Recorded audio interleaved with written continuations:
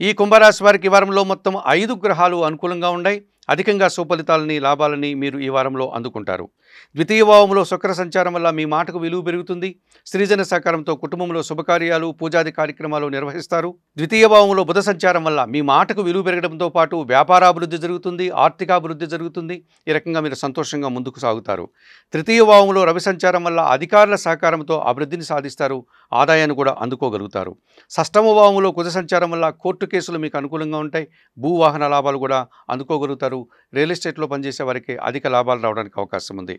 అష్టమ భావంలో కేతు సంచారంలో ఒక విషయంలో ఆటంకము, నిరాశ ఎదురయ్యి మిమ్మల్ని ఇబ్బంది పెట్టే సూచన కనిపిస్తుంది.